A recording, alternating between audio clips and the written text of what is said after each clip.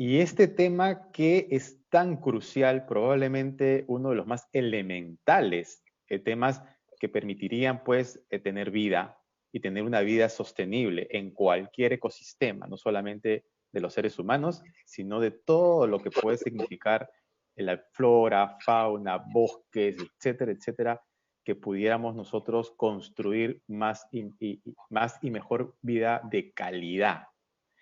Así que el agua, nada más y nada menos el agua, estamos hablando del agua, el agua limpia y el saneamiento como un objetivo tan importante determinado por las Naciones Unidas.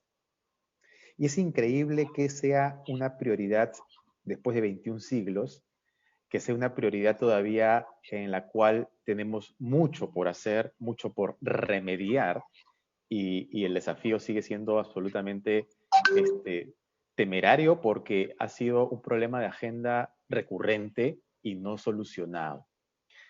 Si bien es cierto, y quisiera, si me permiten, estructurar en las primeras intervenciones, yo quisiera conocer un poquito ahí, Ricardo, de tu parte.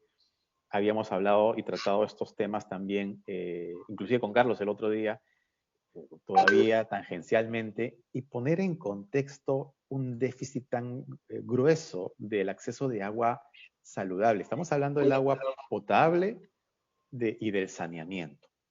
Y decimos el agua potable de calidad y de saneamiento para poder garantizar la vida, nada más y nada menos que la vida, y además a lo largo del tiempo.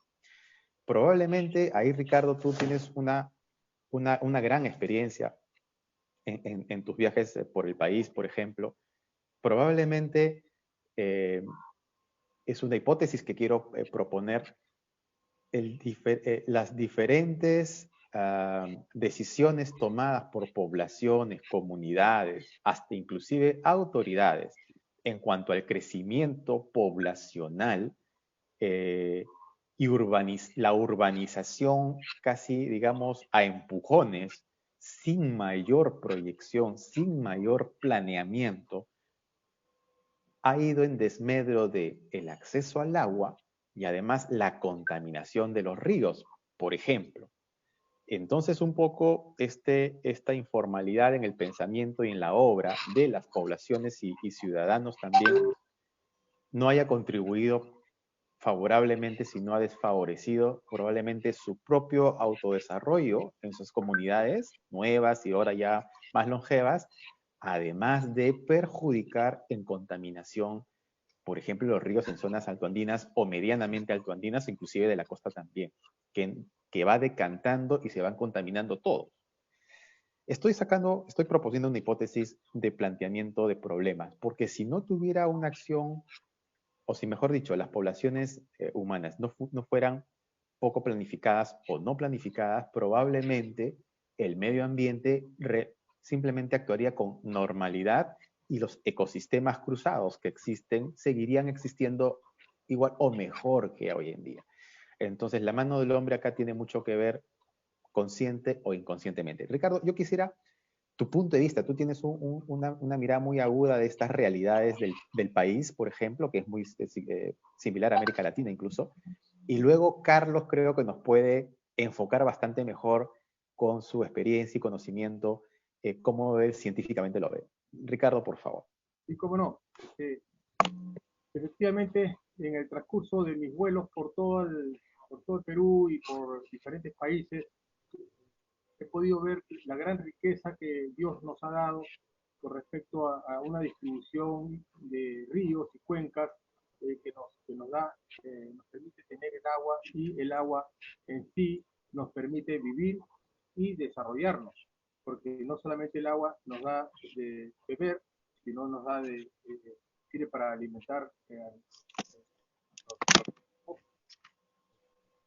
agrarios, los pecuarios, las granjas, también nos da energía, la utilizamos correctamente. Entonces, el agua también es utilizada, eh, lamentablemente digo, por la energía y por las industrias, pero digo lamentablemente porque muchas de esas minerías, industrias, se olvidan de que el agua tiene que ser vuelta a estado natural, como la encontraron, que era agua limpia, y la vierten a las cuencas o a los relaves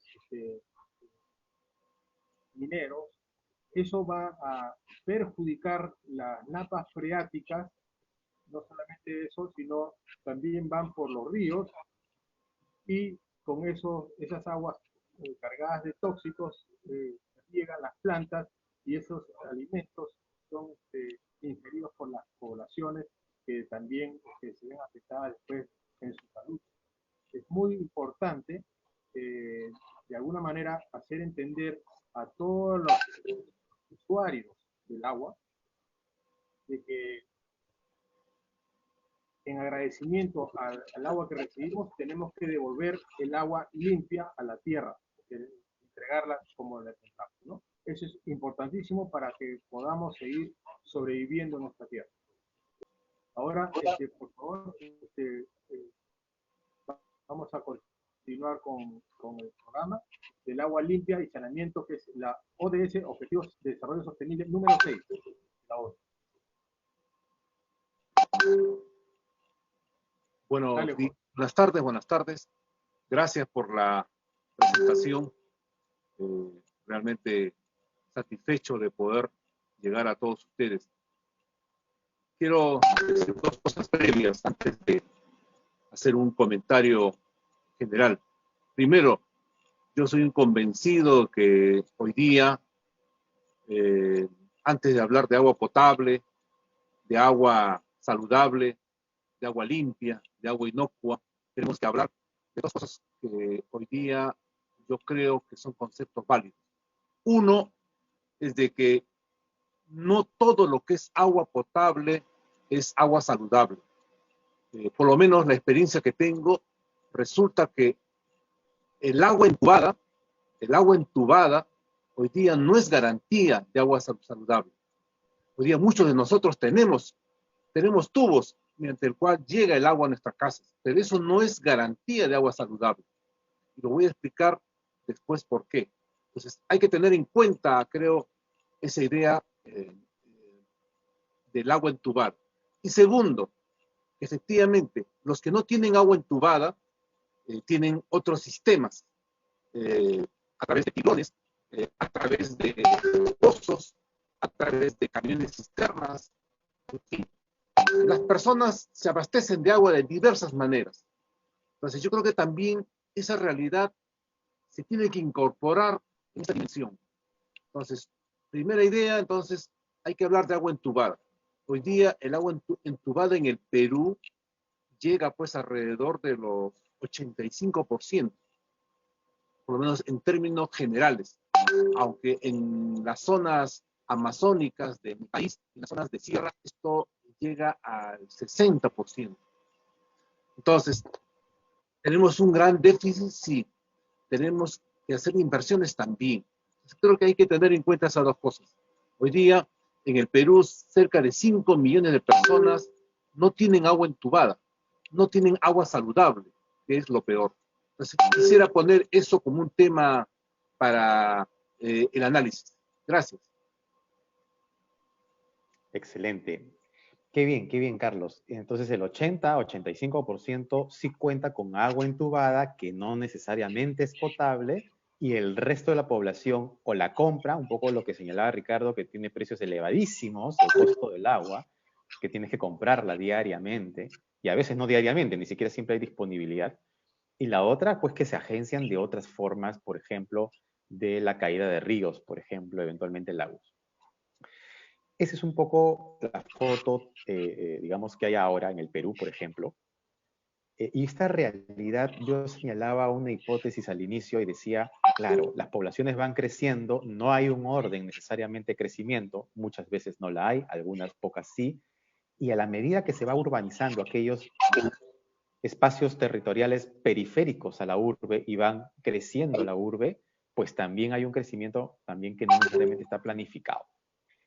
Esto obliga a infraestructura, porque los tubos ya es infraestructura, los territorios que están siendo ocupados para poblaciones ya son infraestructura y de alguna manera condiciona a la autoridad que está a cargo de esos territorios para dar y proveer este líquido elemento de subsistencia. Ese es un problema de desafíos, que el crecimiento no organizado rebota en no acceso al agua o un acceso de agua restringido y caro, por ejemplo, y además en una inversión obligatoria de parte de autoridades que tendrían que suministrarla. Entonces ahí se van contagiando los problemas y van creciendo los problemas.